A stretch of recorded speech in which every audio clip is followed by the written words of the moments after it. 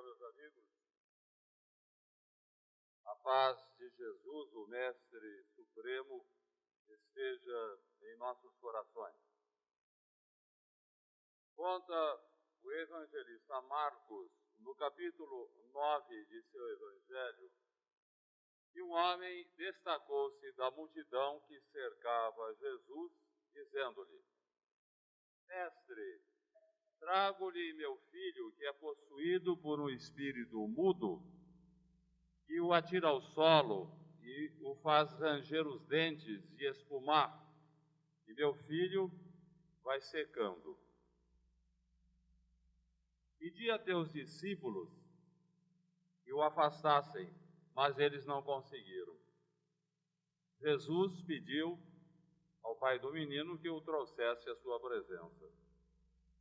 Diante de Jesus, o menino foi atacado pelo espírito e caiu ao solo, e espumava, e rangia os dentes e estertorava, causando assombro. A multidão ficou assustada com aquela reação inusitada. Mas Jesus, tranquilamente, continuou a conversar com o pai do menino. Há quanto tempo isso acontece? Perguntou Jesus. Ah, Senhor, desde pequeno. O espírito parece que quer provocar a morte de meu filho, porquanto o ataca junto à água, junto ao fogo. Se podes alguma coisa, por misericórdia, Senhor, salva o meu filho. E Jesus lhe disse: tudo é possível ao que crê. E o pai do menino: ah, Senhor, creio em ti, mas ajuda-me na minha incredulidade. Jesus, então, dirigiu-se ao espírito mudo. Espírito mudo, eu lhe ordeno, deixa esse menino e nunca mais o atormente. O menino agitou-se ainda mais, deu um grito e quedou-se inerte no solo. Parecia morto. Morreu, morreu, murmurou a multidão assombrada. Mas Jesus apanhou o menino e o ergueu. Em breves momentos, ele estava plenamente recuperado, totalmente livre para sempre da influência daquele espírito impuro. A multidão murmurava: mais um prodígio extraordinário operado por aquele incrível mestre galileu. Mais tarde, os discípulos, conversando com Jesus a sós, perguntaram-lhe: mestre, por que não conseguimos afastar aquele espírito impuro? E Jesus lhes respondeu: espíritos assim só podem ser afastados com jejum e oração.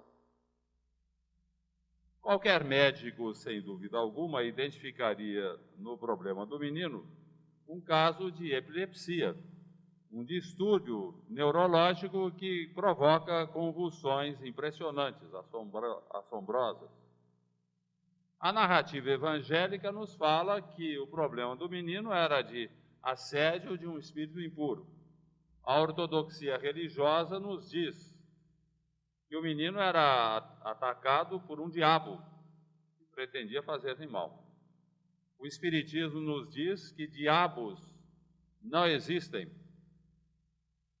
Espíritos impuros são homens desencarnados agindo no plano espiritual de conformidade com as tendências que cultivaram aqui na Terra.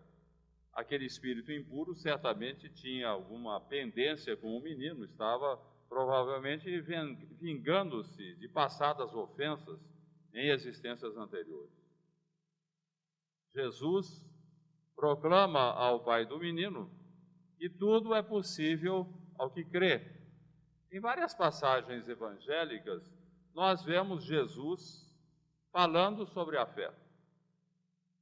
A tua fé te salvou, fala ele em várias ocasiões aos beneficiários de suas curas. Jesus parecia estar premiando a fé ou condicionando as curas que prodigalizava ao exercício da fé. Mas não era bem isso. É que a fé realmente é indispensável para que possamos receber benefícios espirituais. Jesus não estava premiando a fé, estava apenas demonstrando que sem fé fica muito difícil receber os benefícios da espiritualidade. Nenhum aparelho elétrico funciona sem eletricidade. Você tem um liquidificador, para que ele funcione, precisa ligar na tomada para receber a corrente elétrica. A fé é a tomada que nós ligamos na corrente espiritual para que possamos receber os benefícios. Então, ela é indispensável para que os benfeitores espirituais possam amenizar os nossos padecimentos ou proporcionar-nos a desejada cura. Agora, é muito interessante nesta passagem evangélica a expressão do pai do menino. Senhor, creio em ti, mas ajuda-me na minha incredulidade. É uma resposta incoerente, contraditória. Afinal, o crente não pode ser descrente, o descrente não crê. Mas é o que mais acontece. Diríamos que estamos aqui diante da fé vacilante, a fé que não tem muita certeza das coisas. Lembro de um episódio envolvendo uma cidade do Nordeste que estava atravessando um período de seca terrível. E a população reuniu-se na igreja junto ao padre. Padre, viemos pedir aí a sua ajuda. Vamos orar, vamos pedir a Deus que mande chuva, porque o pasto secou, o gado está morrendo, a lavoura está perdida, não há gota d'água nas torneiras, padre, nós vamos todos perecer. E o padre, meus filhos, vocês acreditam que se orarmos com fé, Deus vai nos atender? Sim, padre, acreditamos. Vocês acreditam que orando com fé, Deus vai abrir as comportas do céu e a chuva vai abençoar a terra? Sim, padre. Vocês têm plena certeza de que orando vai chover? Sim. Então, por que ninguém trouxe guarda-chuva? Essa é a fé vacilante, a fé que acredita, mas tem as suas dúvidas. Se nós bem observarmos, verificaremos que isso acontece de um modo geral. A fé é um negócio muito bom. A fé nos dá segurança diante dos problemas da existência humana. Cai o temporal, Deus será o meu abrigo. Se o mundo acabar, Deus arranjará outro lugar para morarmos.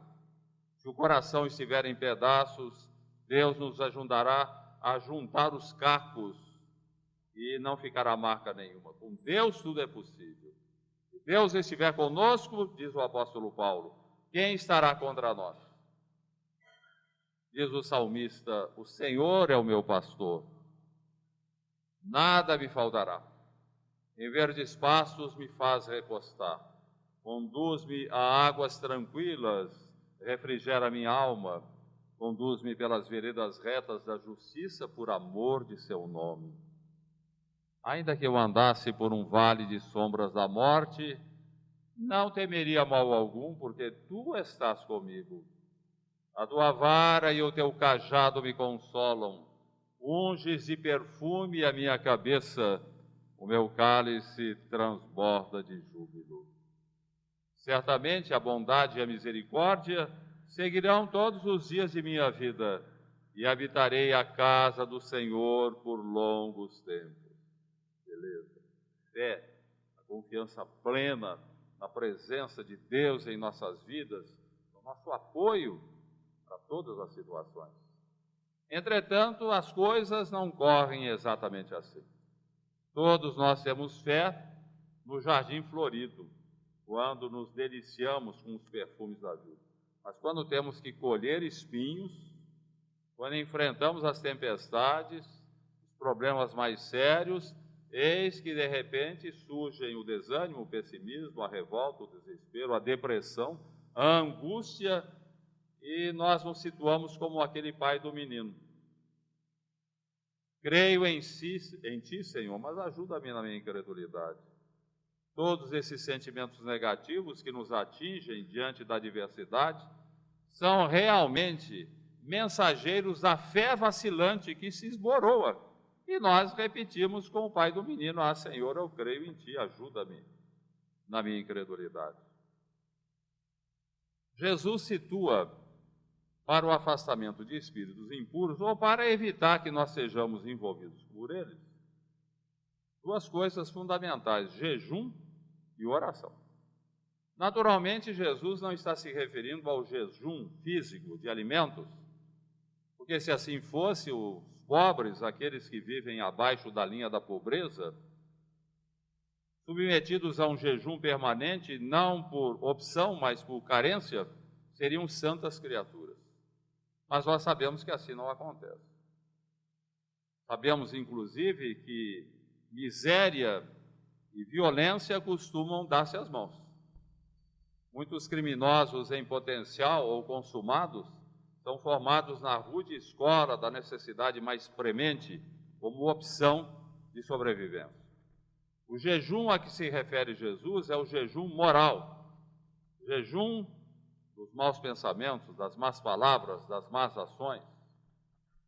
Diz André Luiz que no estágio de evolução em que nós nos encontramos, é muito difícil um grupo de pessoas sustentar uma conversa edificante por mais de 5 minutos. E logo vem as abobrinhas, logo vem as piadas maliciosas, logo vem os comentários desairosos, as maledicências, as fofocas.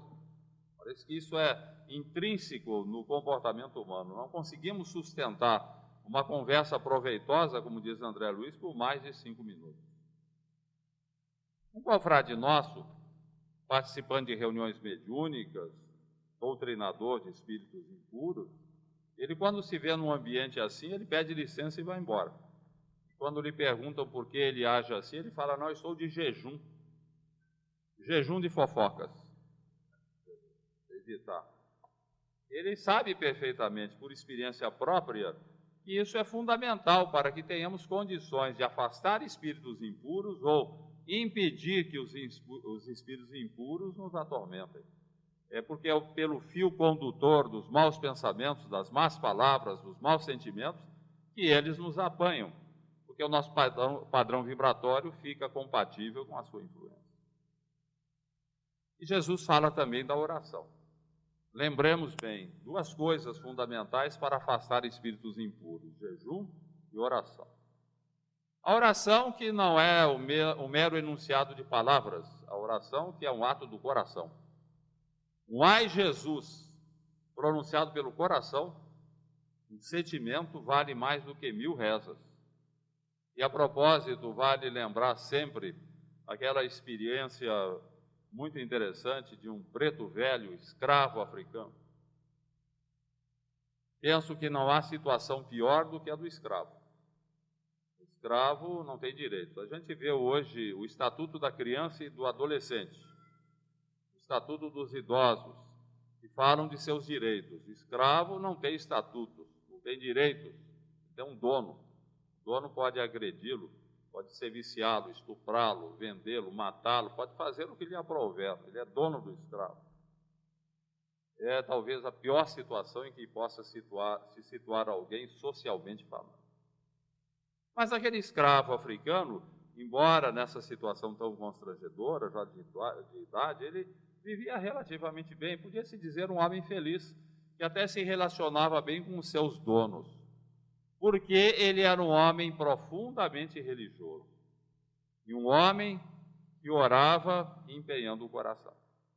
Todas as manhãs, na gleba de terras sob seus cuidados, antes de iniciar a lida diária, ele tirava o chapéu, encostava o chapéu no peito, erguia o olhar e dizia assim: Senhor, preto velho está aqui.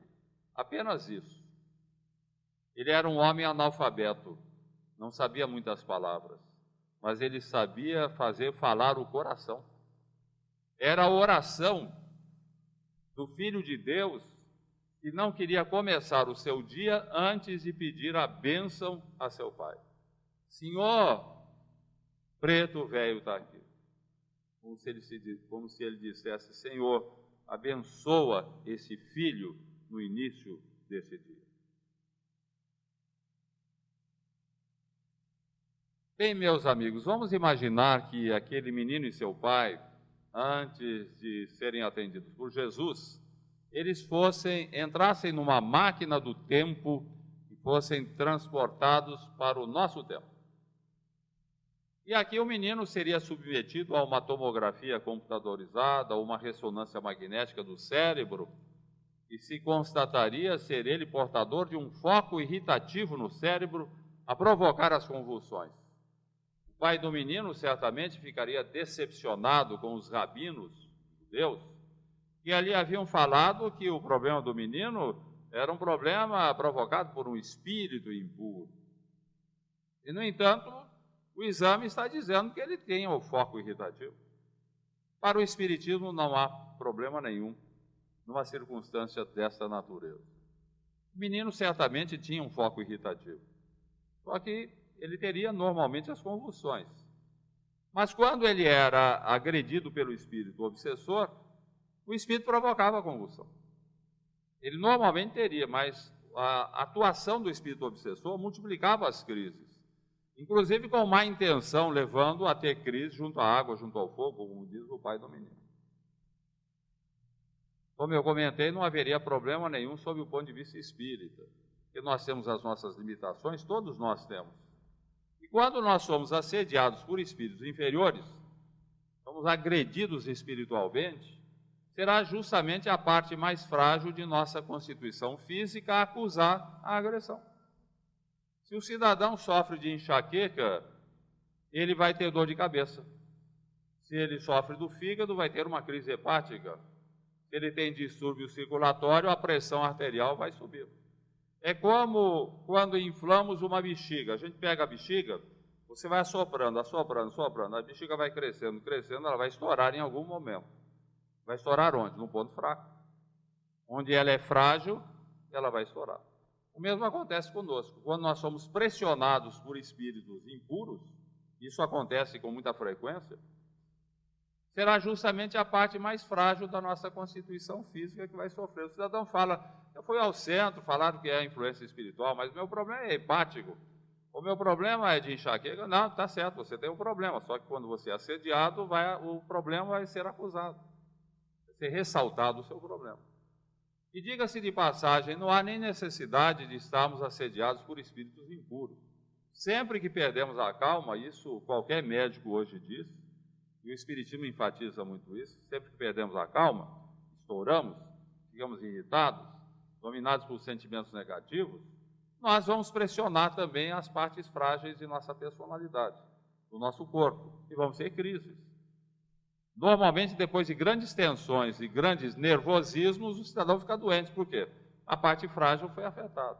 É a bexiga que estourou no ponto frágil. Tem um amigo que ele sofre de gota. A gota é um mal terrível. Na crise, ela dá dores terríveis nas articulações.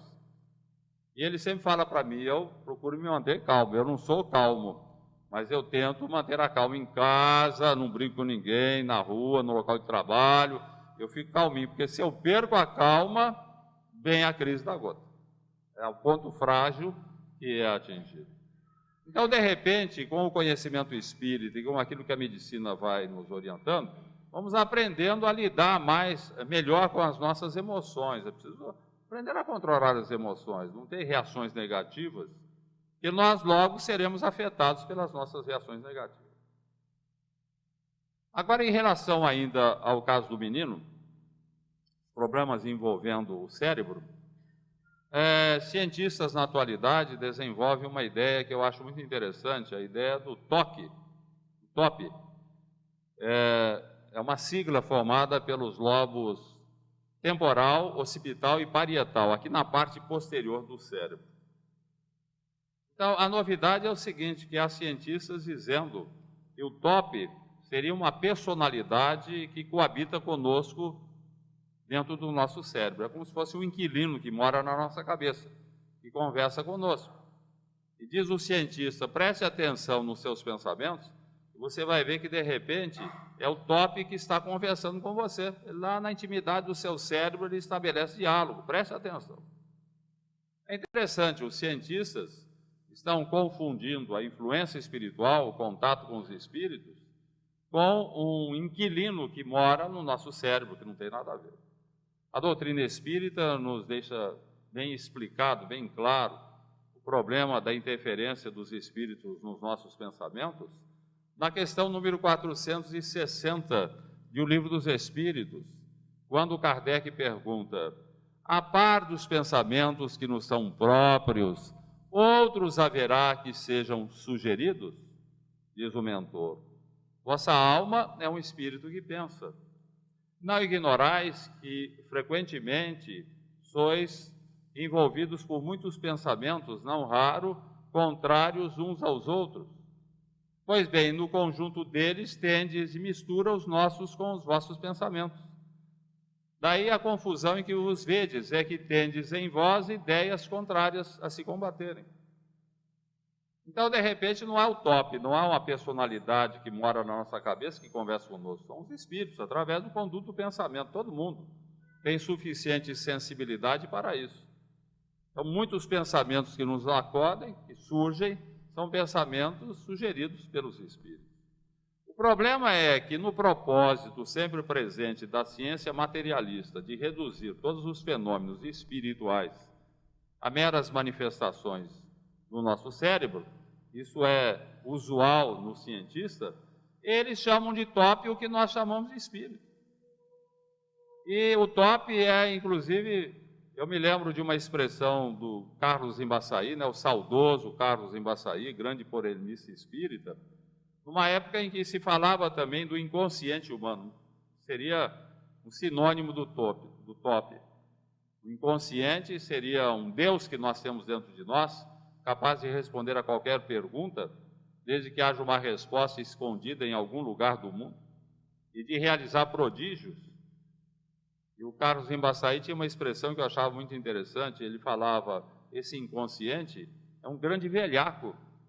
Porque ele nunca diz que é o inconsciente do cidadão, ele sempre simula que é um espírito de outra pessoa, de um defunto que está se manifestando. E realmente nunca também o top fala para o cidadão que é o top. Está sempre, quando há condições para isso, para o médium identificar a presença de espírito. Agora, uma pergunta que se faz: e quando o top se põe contra nós, como no caso do menino, quando o top passa a agredir a pessoa, a provocar convulsões e dores e atribulações variadas, por que o top faz isso conosco? O cientista não sabe responder.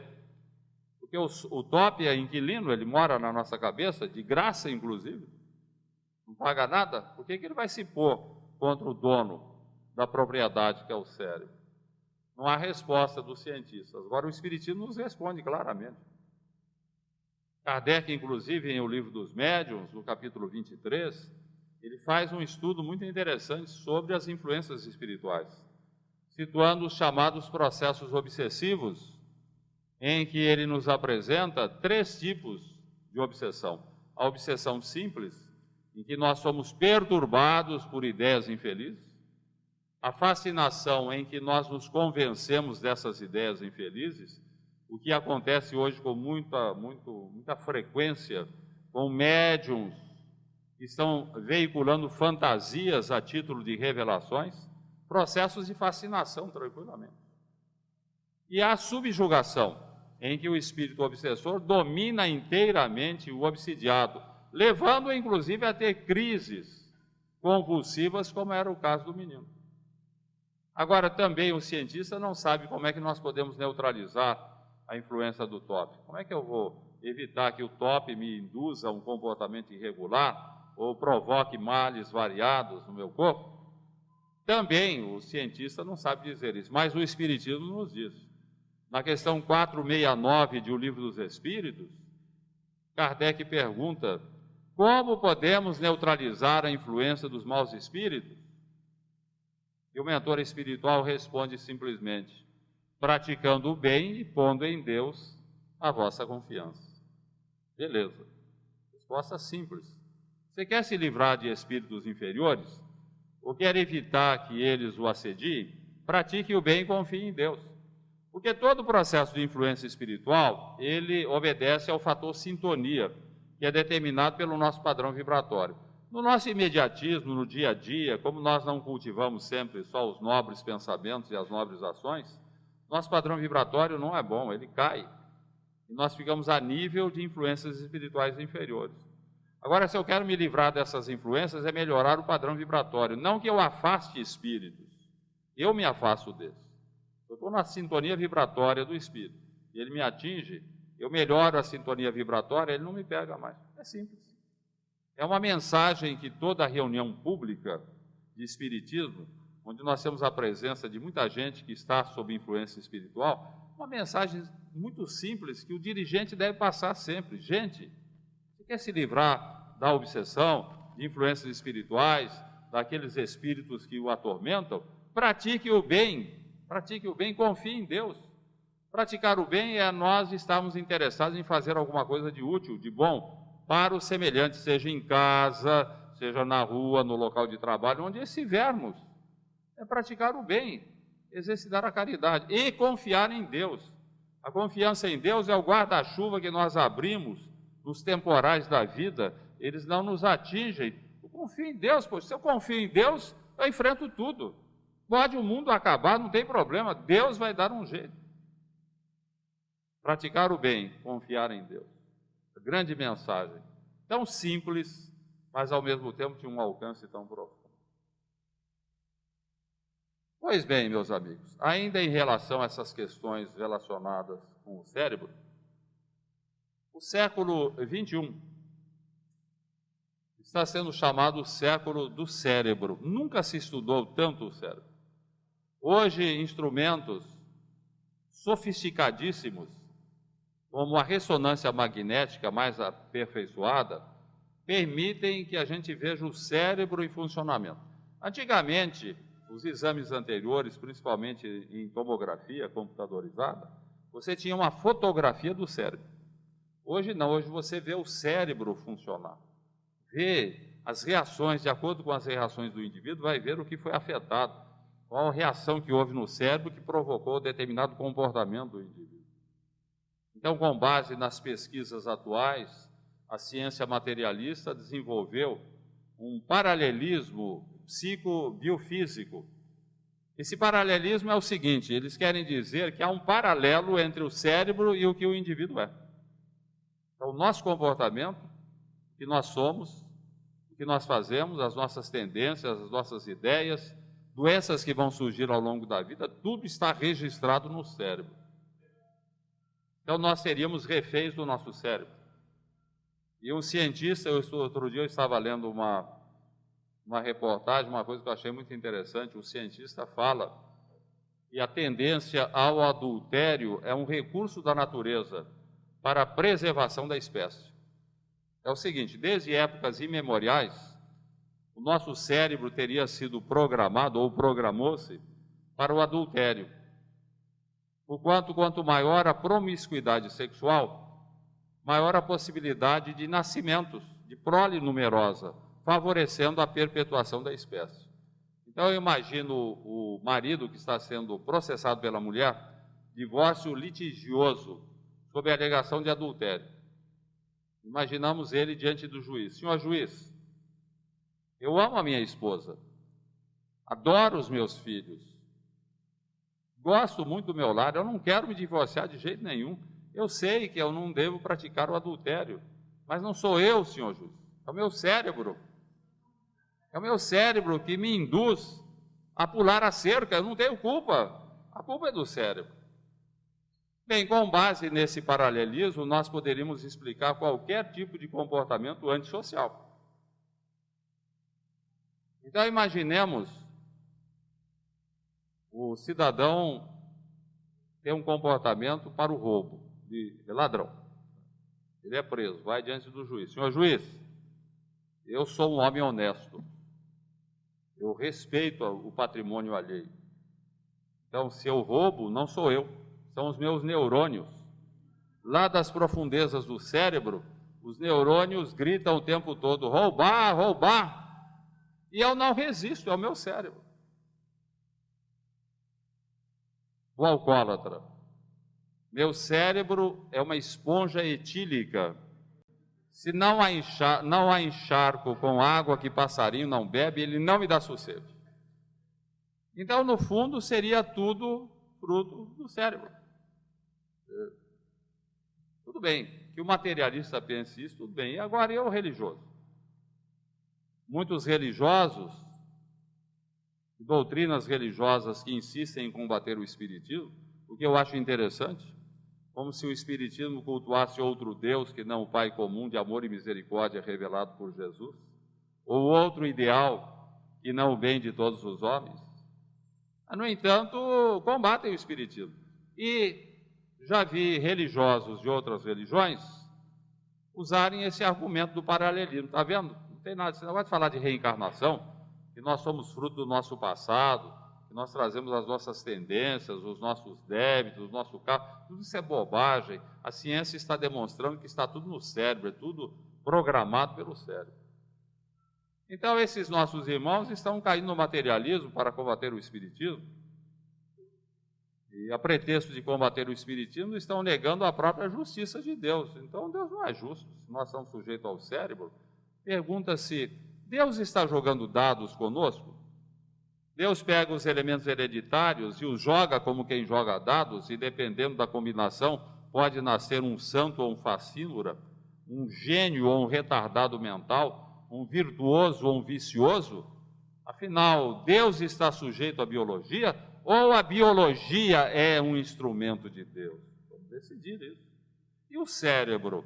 O cérebro é o agente ou é o gerente do espírito? Aí uma questão boa. O cérebro é que gerencia o espírito? Não, a doutrina espírita nos diz que o cérebro é um agente do espírito. O que falta aos detratores da doutrina espírita é o cuidado elementar de estudar espiritismo antes de atacá-lo. Esse é o mal. Eu tenho tido a oportunidade de ler publicações em que as pessoas atacam o espiritismo, revelando a mais profunda ignorância dos princípios espíritas. Como é que você vai atacar uma doutrina que você desconhece?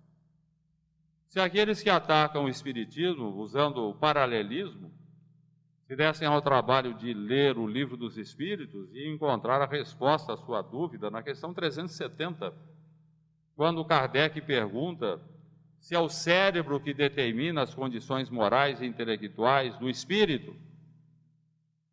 E o mentor espiritual diz que não, que nós não podemos confundir efeito com causa. Não é o cérebro que determina as condições morais e intelectuais do espírito, é o espírito que determina as condições morais e intelectuais do cérebro. Nosso cérebro é formado a partir das nossas experiências pregressas. Usamos os elementos hereditários para a formação do novo organismo, mas dentro do automatismo reencarnatório, atendendo a planejamento, nós vamos ter um corpo compatível com as nossas necessidades, e o cérebro também. O cérebro, na verdade, vai registrar o que fomos no passado, não é ele que vai determinar. Quem determina é o espírito. Dr. Hernani Guimarães Andrade, nosso grande amigo, morou em Bauru 13 anos, grande parapsicólogo espírita, eu diria que o único parapsicólogo espírita que nós tivemos no Brasil. E ele realizou estudos notáveis sobre a personalidade humana, e ele desenvolveu estudos sobre o MOB, o modelo organizador biológico. Ele situa o perispírito, aliás, o espiritismo nos fala isso, como um modelo de organização do corpo. É o modelo organizador, o nosso perispírito. Quer dizer, as nossas experiências pregressas estão registradas no perispírito. Quando nós reencarnamos, dentro do automatismo reencarnatório ou obedecendo a planejamento, nós vamos ter uma combinação dos elementos hereditários de conformidade com as nossas necessidades evolutivas, aquilo pelo qual nós temos que passar. É como uma dona de casa que vai fazer um bolo. Se a forma estiver amassada, o bolo vai sair torto. E a forma está amassada. O perispírito é a forma, da forma física. Quando nós vamos construir uma casa, nós usamos tijolos. Pois bem, na construção do corpo físico, quem fornece os tijolos são os nossos pais. Usamos tijolos para a casa. Agora, o tamanho da casa, se vai ser um casebre ou um palacete, a disposição da casa vai depender da planta. A planta é o perispírito e o dono da casa é o espírito. A planta está no perispírito, para uma combinação de elementos hereditários. O Dr. Hernani tem um exemplo muito interessante que explica bem essa questão. Ele fala o seguinte: você pega a limalha de ferro, que é o ferro quase em pó, e põe sobre uma folha de papel, a limalha. Aí você pega um ímã e bota embaixo. O que vai acontecer com a limalha? Ela vai formar um desenho, atendendo ao campo magnético do ímã. É normal. Exatamente, é um exemplo perfeito do processo reencarnatório. Nós, ao reencarnarmos, usamos os elementos hereditários, que seria a limalha de ferro, e esses elementos hereditários vão formar o corpo, o desenho do novo corpo, atendendo ao ímã, que é o perispírito. Então, nós teremos sempre um corpo compatível com as nossas necessidades evolutivas, no planejamento reencarnatório. De maneira que, numa associação com a lei de causa e efeito, nós recebamos sempre de volta de conformidade com aquilo que fazemos. A cada experiência reencarnatória, nós colhemos os resultados do nosso passado, a fim de que nós aprendamos o que devemos e o que não devemos fazer. É assim que nós evoluímos. Aqueles que combatem a reencarnação levantam a grande dúvida. Tudo bem, a gente está colhendo hoje as consequências do passado, se eu estou sofrendo hoje é porque eu cometi crimes no passado, fiz coisas erradas, mas é uma incoerência, diz a pessoa, porque eu não me lembro do que fez, nenhum criminoso gostaria de pagar as suas dívidas sem lembrar a natureza delas. O que ele fez de errado para estar sofrendo hoje? É o grande argumento contra a reencarnação, esquecimento do passado. Bem, meus amigos, há N motivos para esquecermos o passado. Eu vou citar apenas o principal. Não é conveniente a gente lembrar por causa da sobreposição de experiências reencarnatórias. O nosso cérebro, esse cérebro que nós usamos, que é incrivelmente desenvolvido e perfeito, mas em termos de evolução ele ainda é primário, ele não tem a complexidade necessária para suportar a presença de muitas vidas. Tanto que quando nós reencarnamos, ele passa a ter registros apenas para a vida presente, aquilo que passa pelos 5 sentidos. E daí nós esquecemos o que aconteceu no passado, que está registrado no perispírito, mas não é transferido para o corpo. É uma razão também pela qual, quando nós transitamos pelo mundo espiritual, e todos transitamos durante as horas de sono, quando acordamos não lembramos, porque o nosso cérebro não tem condições para o registro de experiências extracorporais. Mais tarde teremos condições, daqui a milhões de anos, sei lá, o cérebro terá condição para isso. Mas no momento nós não temos condições. Agora imaginemos se nós lembrássemos das dezenas de existências, talvez centenas, que já tivemos no passado. E nós já morremos criança, morremos velho, fomos homem, fomos mulher, moramos na Europa, moramos aqui na América do Sul, na América do Norte. Em quantos lugares estivemos, em quantas raças estivemos integrados? Como é que você pode lembrar de tudo isso? A pessoa que lembra de uma existência já é um tormento na cabeça dela. Os casos de dupla personalidade em que os psiquiatras tratam, o cidadão ele se sente 2 pessoas, já é um transtorno tão grande que ele precisa fazer tratamento psiquiátrico. Agora imaginemos se nós lembrássemos de múltiplas existências, nós não suportaríamos. Então, o esquecimento do passado, eu estou citando um argumento apenas, mas é fundamental. Ele é fundamental para que nós não tenhamos problemas maiores no desenvolvimento das nossas atividades aqui na Terra, na presente existência. Mas nós aprendemos o reflexo condicionado, o que é bom e o que não é bom, o que não serve ou não. Estamos submetidos à reencarnação associada à lei de causa e efeito, e por reflexo condicionado, nós vamos aprendendo aquilo que nos é útil, o que é inútil, o que é bom, o que é nocivo. A teoria dos reflexos condicionados foi desenvolvida por Ivan Pavlov no século passado, a partir do início do século. Ele notou que toda vez que ele dava alimento para os cães salivavam. Ele dava ração de carne e quando ele entregava, os cães começavam a salivar. É uma reação natural do organismo, preparando-o até para a digestão, para digerir a carne, a salivação. Ele resolveu fazer uma experiência. Ele tocava uma sineta e em seguida dava o alimento aos cães. Tocava a sineta, dava o alimento. Ele foi repetindo isso durante um bom tempo, até chegar o momento em que bastava ele tocar a sineta para os cães salivarem. É o reflexo condicionado. Eles desenvolveram o reflexo condicionado. É o reflexo de que, tocando a sineta, logo em seguida vem o alimento. É o reflexo condicionado. Tem até uma história bem ilustrativa a respeito dos reflexos condicionados, a história de um zelador de uma casa paroquial. Ele detestava gatos, e o problema era esse: o padre adorava os bichanos, e ele não sabia como se livrar dos gatos. Até que um dia ele leu a respeito dos reflexos condicionados de Pavlov. Falou: vou fazer uma experiência com esses gatos. Ele preparava uma lauta refeição para os gatos, sardinha, alimento preferido dos gatos, aquela sardinha bem temperada, cheirosa, e dava para a gataiada. Muitos gatos, né? Os gatos vinham no pátio, começavam a comer. Quando eles começavam a comer, ele falava bem alto: Deus seja louvado. Em seguida, com um chicote, mandava ver em cima dos gatos, afugentava todos, judiava dos gatos. E assim ele foi repetindo várias vezes. Ele dava o alimento, Deus seja louvado. E mandava ver, chicoteava os gatos. Com o tempo, os gatos assimilaram o reflexo condicionado. Eles sabiam que toda vez que ouviam o Deus seja louvado, em seguida vinha a paulada, né? Aí bastava falar Deus seja louvado, eles fugiam. Quando ele sentiu que os gatos estavam suficientemente condicionados, ele procurou o padre. Padre, nós estamos com um problema. O que foi, meu filho? Os gatos. E tem os gatos, meu filho? Os gatos têm arte com o demônio. Que é isso, meu filho? Gatos são filhos de Deus. Não, esses gatos têm alguma coisa com o demônio. Por quê? Porque toda vez que eu pronuncio o nome de Deus, eles fogem apavorados. Ah, meu filho, não é possível. O senhor vai ver. Levou o padre até o pátio, serviu o alimento para os gatos. Quando eles começaram a comer, ele falou alto, bom som: Deus seja louvado.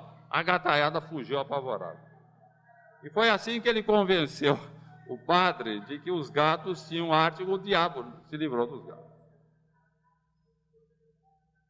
A ideia dos reflexos condicionados, ela associada à reencarnação e à lei de causa e efeito, nos permite entender mais ou menos esse mecanismo.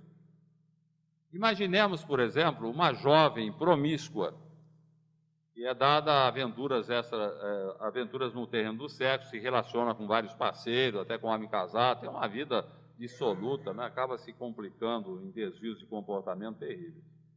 Quando ela desencarna, vai para o mundo espiritual, sofre muito as consequências da sua inconsequência. Vai para o umbral, aquela história toda que o Espiritismo nos conta. Mas como ninguém vai ficar para sempre no umbral, um dia ela é recolhida, é amparada, levada para um hospital, familiares intervêm em seu benefício, é preparada uma reencarnação, ela reencarna.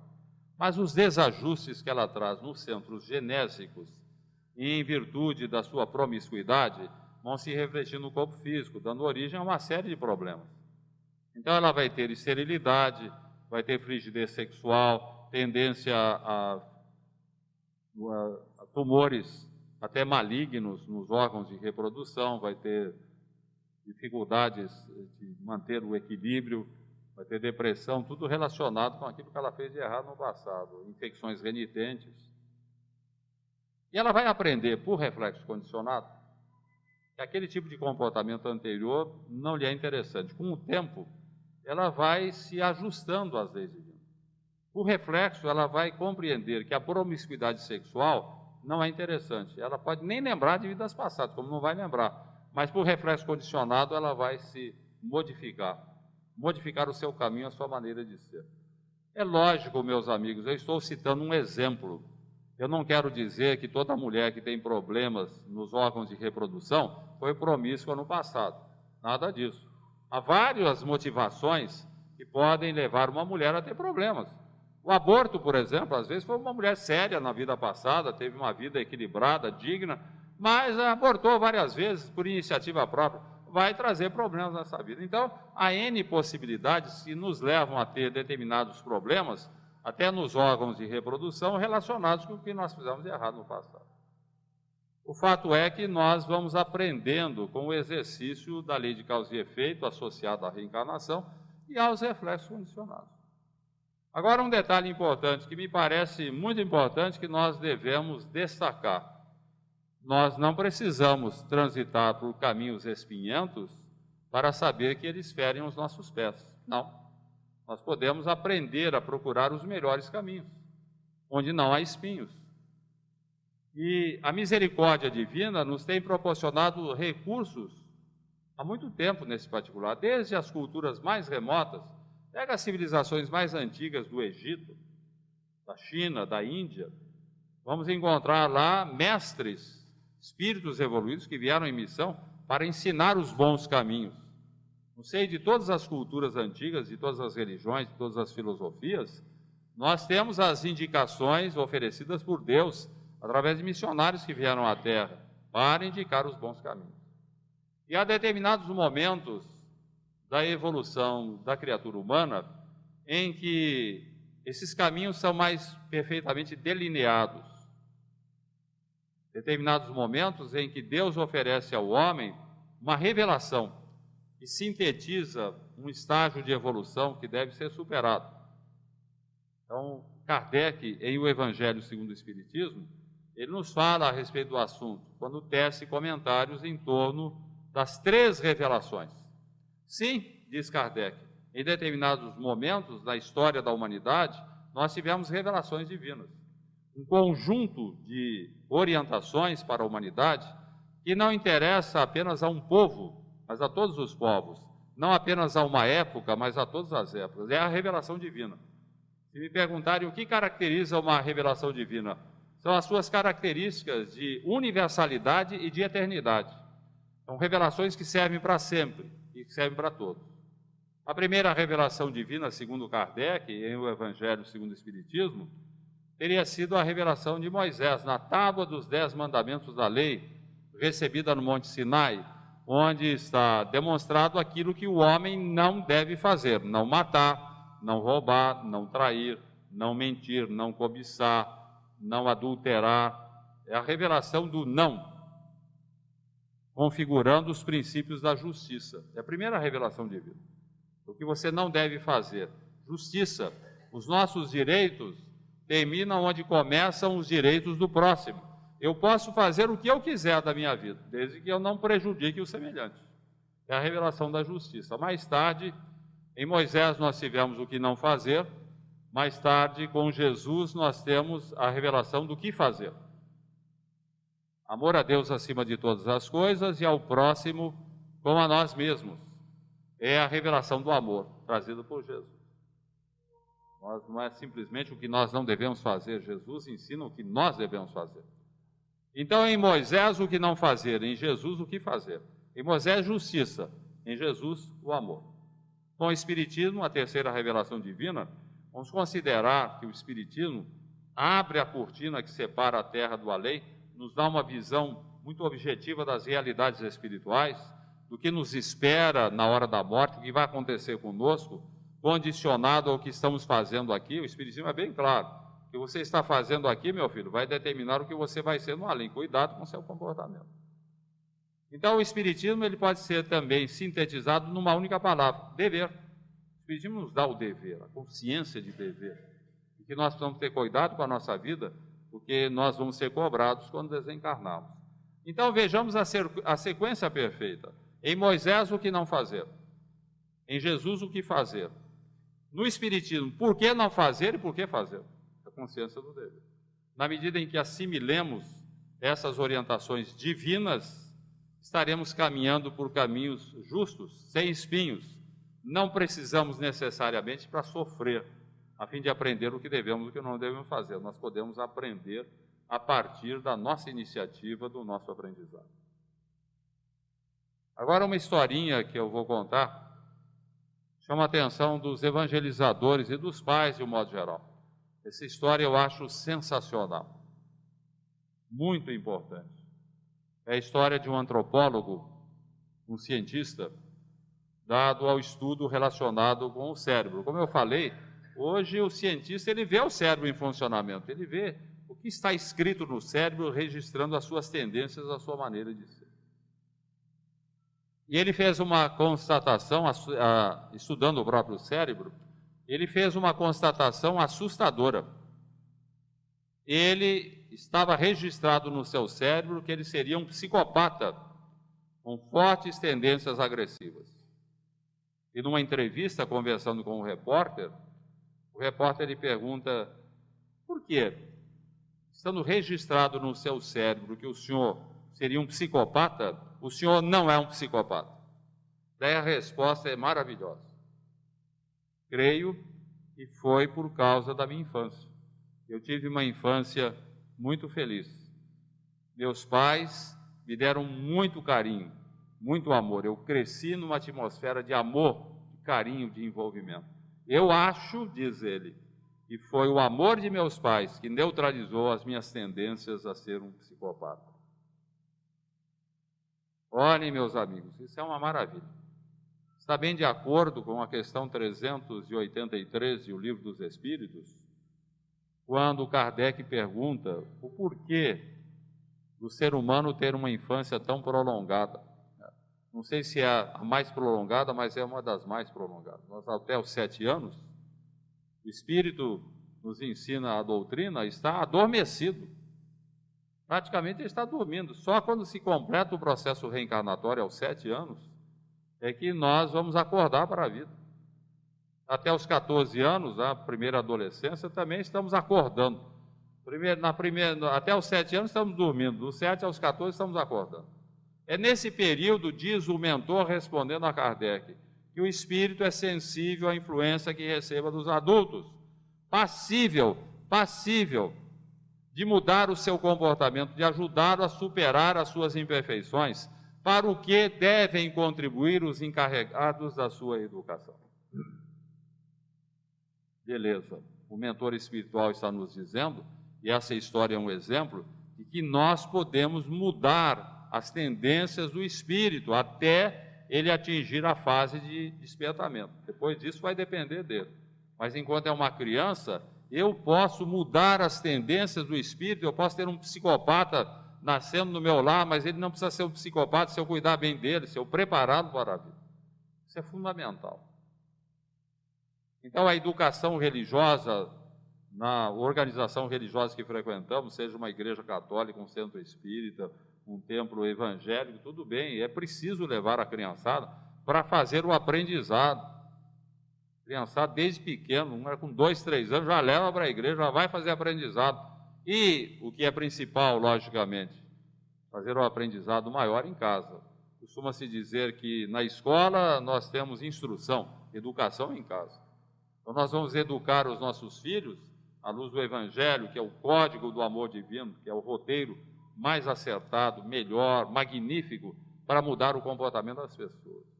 Evangelho no lar é uma prática que vem sendo disseminada no movimento espírita, ótimo também.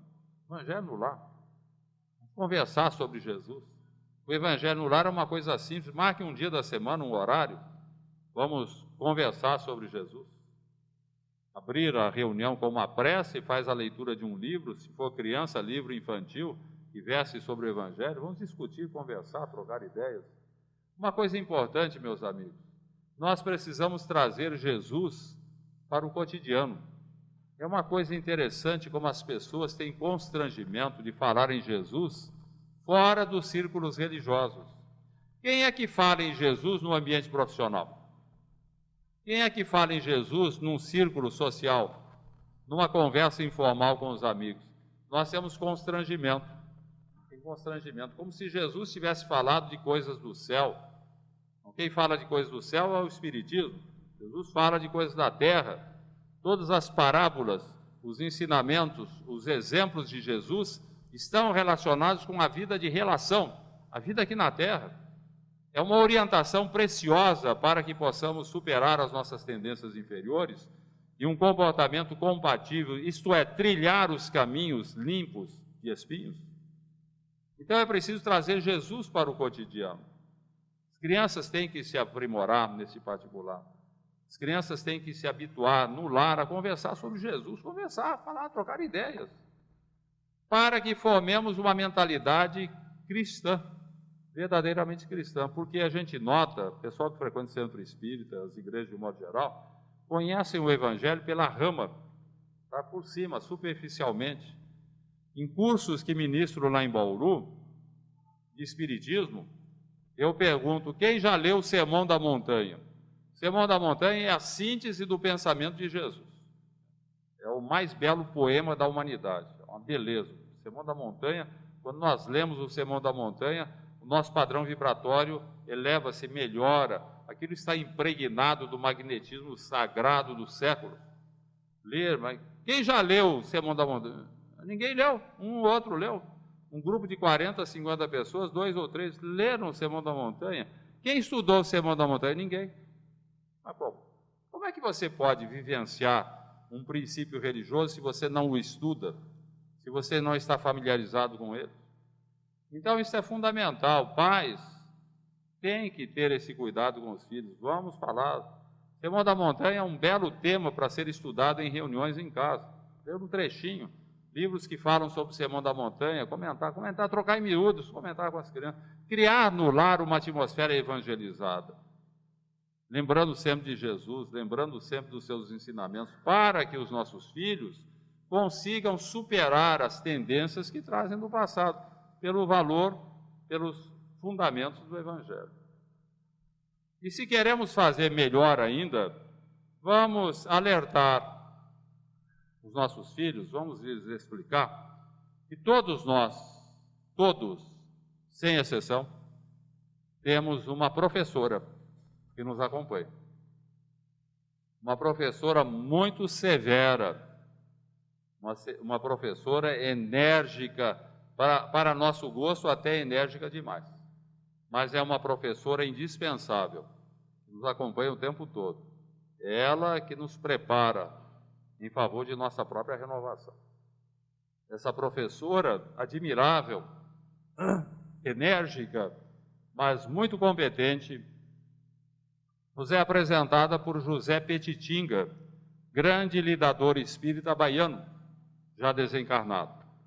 E ele nos apresenta essa professora conversando com ela e dizendo assim: quando nasci, nasceste, anunciaste minha vinda ao mundo com um gemido, e nunca mais de mim te separaste, sempre juntos os dois temos vivido.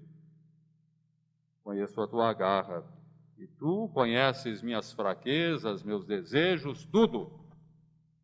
És tu que arrancas em minha alma as preces, tu que me obrigas a um bramir sanhudo. Se acaso o riso incauto vem de mim se aproximando, seu vulto ameaçador também diviso ao lado seu os passos de espreitando. Parece que te abrasa ardente zelo por tudo que me segue e me procura. Tudo em mim tem a marca de teu selo, ideias, sensações, amor, ternura. Até os meus mais secretos pensamentos, ciosa espreitas, rancorosa e fria, e negas aos meus rudes padecimentos a extrema unção bendita da alegria. Quem, pois, és tu que tanto me acabrunhas? Quem és? Se me acompanhas como amante, por que cravas as largas unhas no peito meu sem forças aquejante? Quem és, bem sei quem és, bem sei quem és. És a dor inexorável, és a estrela polar de minha vida, és minha mestra incomparável, enquanto o mal em mim achar guarida. Quando, porém, em seu lugar, em lugar do mal, triunfante o bem surgir, dourando o meu futuro, tu me deixarás dizendo: aluno, aprendiz, amigo, segue adiante, vai sozinho, agora és puro. Jesus nos abençoe. Bom, a nossa primeira pergunta. Você falou que o nosso cérebro não tem capacidade para guardar todas as lembranças de nossas vidas passadas. Essa informação está guardada no perispírito? Em algum momento, ao desencarnar, podemos recordá-las? Está tudo registrado no perispírito. A recordação de vidas passadas depende muito da posição evolutiva do espírito.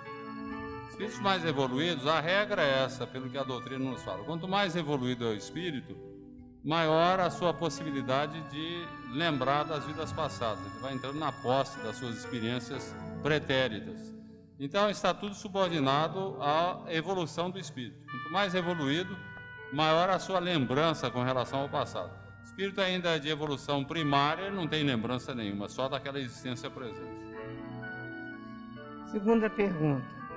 Podemos fazer uma prece pedindo aos amigos espirituais para socorrer alguém que esteja em aflição, num atropelamento ou um doente no hospital? Alguns espíritas dizem que não, pois podemos atrair espíritos inferiores e nós não temos condições espirituais para ficarmos protegidos e não sermos influenciados por esses espíritos. Acho que quem passou essa informação está equivocado. A oração cabe em qualquer lugar. A oração é sempre uma emissão de pensamento buscando as esferas mais altas, onde nós seremos atendidos não por espíritos inferiores, que eventualmente sejam atraídos, não, seremos atendidos por espíritos evoluídos, mentores espirituais. E quanto mais sentida for a oração, aquela que parta realmente do coração, aquela oração que vai mais alto. Então, nunca vacilemos em orar por quem está numa situação difícil, por quem está comprometido no erro, no vício. Oremos sempre. É o grande recurso, não só de equilíbrio para nós, como também de mobilização de recursos espirituais em favor daqueles de quem nós estamos lembrando. Lembrando sempre que a oração ela tem duas vertentes. Ela tem uma vertente horizontal e uma vertente vertical. Na vertente horizontal, quando eu penso numa pessoa que eu oro por ela, eu estou vibrando em cima dela, fazendo boas vibrações, bons pensamentos, que vão atingir essa pessoa no sentido de ajudá-la. E, ao mesmo tempo, como eu estou me dirigindo aos bons espíritos, a Deus, a Jesus, existe uma vertente vertical. Essa vertente vai atingir esferas espirituais, onde mentores espirituais vão atendendo a nossa oração e, naturalmente, de conformidade com o mérito daquele que vai ser beneficiado, vão procurar ajudá-lo. Lembremos sempre disso, a oração tem essas duas vertentes. Você está vibrando em benefício da pessoa e está evocando a proteção do céu para essa pessoa. E não tenhamos constrangimento nem medo. Jamais atrairemos um espírito inferior por estarmos orando por alguém. Isso não existe. Conheço um espírita que se diz kardecista, que não admite a benevolência, a bondade e a existência de um amoroso preto velho. Que argumento lhe seria dado? É uma questão de opinião, mas não é compatível com aquilo que a gente entende em relação à manifestação dos espíritos. O espírito, quando se manifesta, a gente vê espírito mais evoluído, que ele se manifesta, ele pode adotar a postura que lhe pareça interessante, a morfologia relacionada com a sua experiência pretérita, existências passadas, aquela que mais foi marcante para ele. Vocês podem notar uma coisa interessante, Emmanuel, ele foi, pelo que nós sabemos, segundo seus romances, ele foi o senador Públio Lentulus, depois ele foi o escravo Nestório, ele foi o padre Damiano, do livro Renúncia, ele foi o padre Manuel de Nóbrega, fundador da cidade de São Paulo. Então, ele teve várias existências depois daquela em que ele foi o senador Públio Lentulus. No entanto, ele sempre se apresenta com a morfologia, com a forma do senador. Por que ele faz isso? Eu tenho em mim que foi aquela existência mais marcante na sua vida, porque foi naquela existência que ele entrou em contato com Jesus, que ele teve um contato com Jesus, que ele começou a se voltar para o Evangelho.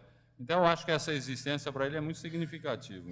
Nós vemos, por exemplo, espíritos que foram escravos africanos, figura do preto velho, ele foi um escravo africano, essa existência para ele muitas vezes foi marcante, foi nessa existência que ele ensaiou, exercitou a humildade, né?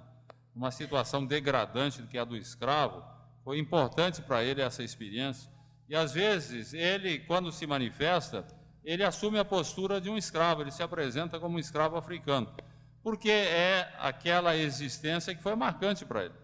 O que nós devemos ver na manifestação dos espíritos é o conteúdo, não importa se apresenta como um preto velho, como um senador, não importa a maneira como ele se apresenta.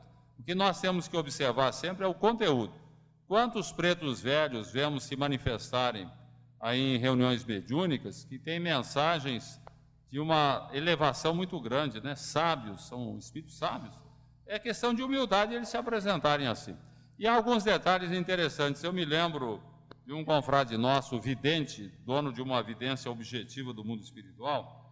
Ele esteve num terreno de Umbanda muito grande, lá em Vitória, no Espírito Santo, e ele lá pelas tantas, ele examinando o panorama espiritual da reunião, ele notou a presença de Frederico Figner, né, o irmão Jacó do livro Voltei, e ele espantou-se porque Frederico Figner, ele se manifesta apresentando-se como um preto velho.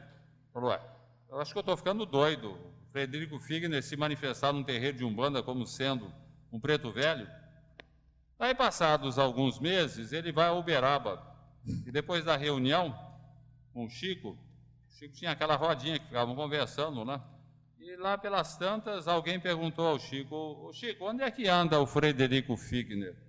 E o Chico respondeu, ele anda trabalhando num terreiro de Umbanda, lá em Vitória. Quer dizer, ele entendeu que ele podia fazer um trabalho, e ele se apresentava lá como preto velho, né? Então, é o que eu digo, não importa a forma, o que importa é o conteúdo. Se o Espiritismo está fundado nos pilares ciência, filosofia e religião, por que alguns palestrantes espíritas insistem em dizer que o Espiritismo não é religião? Isso aí é um movimento que, infelizmente, existe no movimento espírita, uma tendência, mas são grupos reduzidos no movimento espírita que acham que o Espiritismo não é religião. O Espiritismo tem um aspecto moral, né? O terceiro aspecto dele, mas que não tem nada a ver com a religião. Eu acho uma ideia equivocada. Kardec, na codificação, ele fala em espiritismo cristão. O espiritismo cristão está vinculado ao cristianismo. O cristianismo é uma religião. Então, ele escreveu, se deu ao trabalho de escrever o Evangelho segundo o Espiritismo. Por sinal, vamos comemorar no próximo ano os 150 anos do Evangelho, onde ele interpreta as passagens evangélicas e nos dá, à luz do Espiritismo, interpretações muito interessantes. Ele está vinculando o Espiritismo a uma religião. Kardec, em princípio, é preciso destacar que, em princípio, quando ele codificou, ele achava que o Espiritismo não deveria ser caracterizado por religião, porque a religião, ela está realmente relacionada com o culto exterior, com práticas exteriores, a questão da missa, procissão, reza, tudo isso que existe na Igreja Católica, por exemplo. E Kardec entendia que a mensagem espírita não deveria estar vinculada a aspectos de culto exterior. Por isso, ele, em princípio, ele falou que o Espiritismo não era religião. Mas, no final, no último discurso que ele fez, ele fala que, no sentido filosófico, o Espiritismo é uma religião. Porque é lógico que o Espiritismo fala em Deus, sobrevivência da alma, consequências das ações humanas, intercâmbio com a lei, tudo aquilo que caracteriza a religião está dentro do Espiritismo. Então, não há porquê negar o aspecto religioso do Espiritismo. E diga-se de passagem, o Espiritismo só se difundiu no Brasil porque desde o princípio ele foi considerado uma religião. Na Europa, onde o Espiritismo privilegiou a parte científica, praticamente morreu o Espiritismo. Hoje nós temos o maior movimento espírita do mundo está no Brasil. Por quê? Porque é uma religião. Então nós temos uma religião, sim, é o Espiritismo.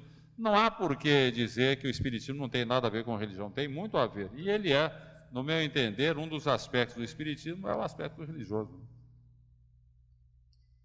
Os que costumam combater o Espiritismo, sejam religiosos ou cientistas, não seria por receio de reconhecer as verdades que ainda contestam? Reconhecer? As verdades que ainda contestam? Não, para eles isso não representa. Eles não combatem o Espiritismo porque não querem reconhecer a verdade. Eles combatem porque eles têm um entendimento diferente. O padrão da ciência humana é o padrão voltado, né? É a tendência para o materialismo. Para o cientista, tudo é matéria, não existe.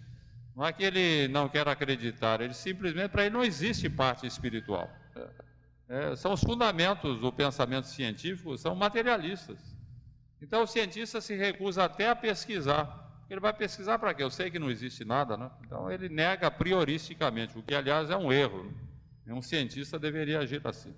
Com relação às religiões tradicionais, e em particular os movimentos pentecostais, né, que vão tomando corpo no Brasil, Eles combatem o espiritismo por uma razão muito simples. Eles acham que quem se manifesta no movimento espírita é o demônio.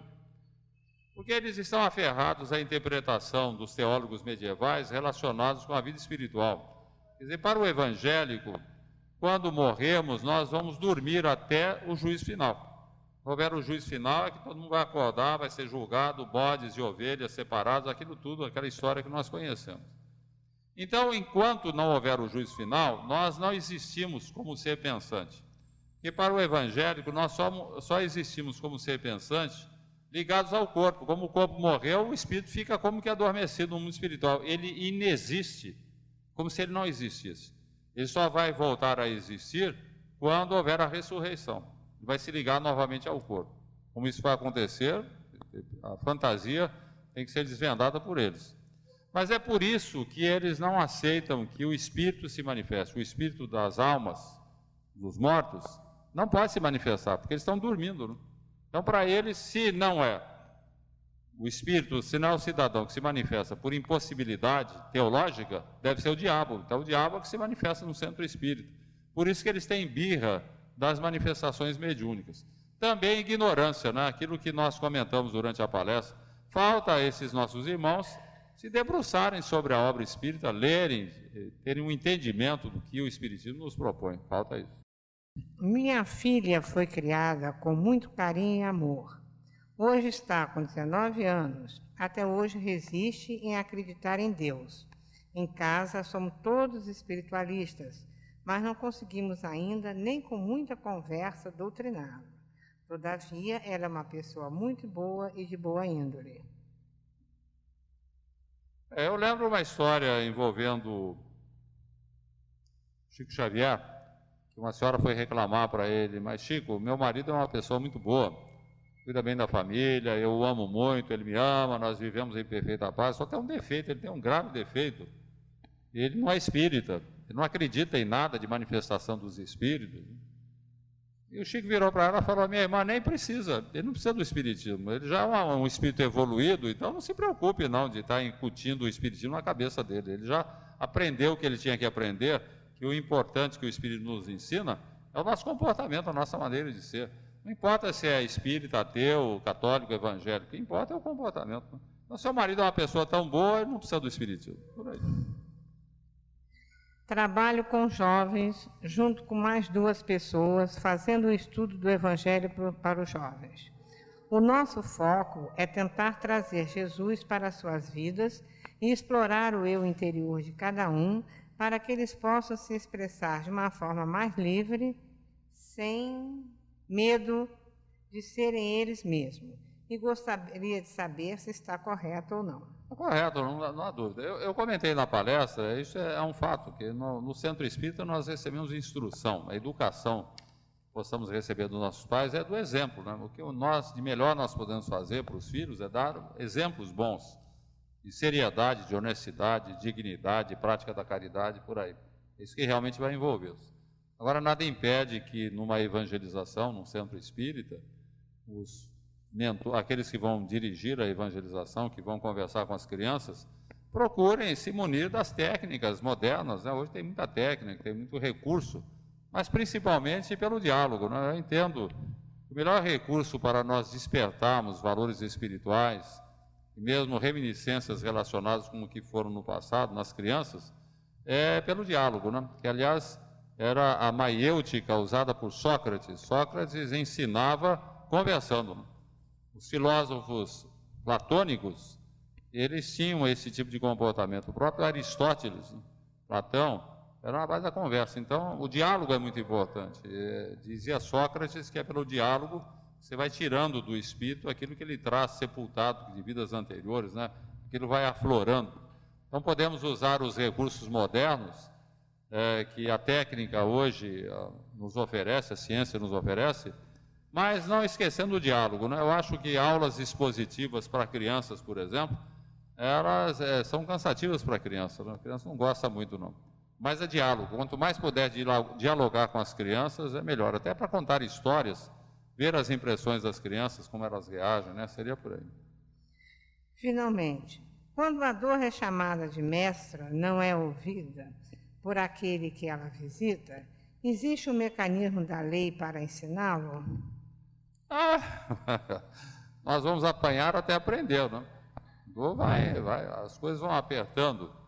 E na medida em que nós vamos nos desenvolvendo, evoluindo em inteligência, o torniquete da dor vai se tornando mais acentuado, né? E se você não quer aprender pelo amor, vai pela dor, não tem dúvida nenhuma. Ela vai sensibilizando a nossa alma. A gente vê que, na medida em que o cidadão sofre, ele colhe dores, aflições, ele se torna mais sensível a cogitar dos valores espirituais. Eu costumo dizer que a dor é o sino de Deus. No plano de dor, a gente procura os valores espirituais. É ela, sem dúvida alguma, que nos coloca de joelhos, né? Joelhos quando a gente esquece de Deus. Agora, uns podem demorar mais para despertar, outros menos. Felizes aqueles que despertam ao primeiro toque da dor, né? Tem aqueles que vão ter que sofrer muito para despertar, então depende deles. Gente, eu quero aproveitar, na verdade a minha presença aqui foi até conseguir agendar para vir ao Rio nessa época, que eu não era para vir, atendendo ao convite dos amigos, dos irmãos da Federação Espírita Brasileira, que para mim foi motivo assim de emoção no começo do ano, quando eu preparava os artigos que mandaria para o Reformador, e eu comecei a ver as minhas anotações e, surpreendido, eu verifiquei que estou completando 50 anos de Reformador. Há 50 anos eu colaboro. É lógico que não todos os meses, mas ao longo de 50 anos tenho desenvolvido esse trabalho, que eu acho muito importante. O Reformador, como nós sabemos, é o órgão mais importante de divulgação do movimento espírita, é realmente o mais antigo, o mais importante, é de orientação para o movimento. Então, para mim, é motivo de muita satisfação ser um colaborador tão antigo, desde os tempos que eu falo aí, comento no artigo inicial, que está na revista, eu comento que, jovem ainda, mandei um artigo, e o doutor Vantuil de Freitas, que era o presidente da FEB, e era também o orientador da revista Reformador, para a surpresa minha, ele publicou o artigo, foi um grande estímulo, eu sou muito grato ao doutor Vantuil, muito grato à FEB por ter acolhido esses primeiros ensaios que eu fiz em relação à condição de escritor, porque para mim foi um estímulo muito grande. Talvez eu não tivesse escrito 54 livros que já tenho publicados, se não fosse esse estímulo. Então, eu sou muito grato à FEB, ao doutor Vantuil, aos amigos do Reformador, a todos aqueles que ao longo desse tempo têm participado, ao Altivo Ferreira, grande amigo nosso, que era para quem eu mandava sempre os artigos, né? Então, tudo isso tem representado um estímulo muito grande para mim, até um exercício literário, no sentido de que eu possa, com o tempo, me tornar realmente um escritor espírita, capaz de contribuir para o desenvolvimento das ideias espíritas, que eu acho muito importante. Eu sempre comento que o Espiritismo é a mensagem mais avançada que nós temos no nosso tempo. Nada se compara ao Espiritismo, nenhuma filosofia, nenhuma religião, nada. O Espiritismo, ele é aquele abrir de cortinas mostrando-nos as realidades espirituais, coisa que nenhuma doutrina religiosa ou filosófica faz. Então é muito importante nós estamos vinculados ao Espiritismo, e muito importante participar do movimento espírita até na condição de escritor. Embora devamos reconhecer que a responsabilidade é muito grande. Jesus dizia que muito será pedido àquele a quem muito se ofereceu. Então, eu entendo que nós espíritas, tranquilamente, seremos cobrados quando chegar a nossa hora e vão nos perguntar o que é que você fez desse patrimônio que foi colocado à sua disposição, do conhecimento espírita. Você deixou o mundo melhor do que quando você chegou? Você deu uma contribuição em relação à família, à sociedade, às pessoas de um modo geral? Você pode dizer agora que você chega no mundo espiritual, você deixou o mundo melhor do que quando você chegou? Eu acho que é uma coisa que deve merecer a nossa meditação. Pensarmos todo dia nisso. Se chegou a minha hora, como é que eu estou deixando o mundo? E o que é principal, eu estou saindo melhor do que quando cheguei? É isso que vai importar, é isso que nos será cobrado quando chegar a nossa hora, quando retornarmos à vida espiritual. Gente, agradeço a Deus, em primeiro lugar, a Jesus pelas oportunidades concedidas, agradeço muito a FEB, aos seus diretores, por aceitarem a minha contribuição ao longo de tanto tempo, né? Tenho aprendido bastante. O simples fato de estar trabalhando com o reformador, acho que quem aproveitou mais fui eu mesmo. Ninguém aproveita melhor do que aquele que está falando, aquele que está escrevendo, né? Que é obrigado a dar tratos à bola, a pensar para que possa realizar alguma coisa. Que Jesus nos abençoe a todos.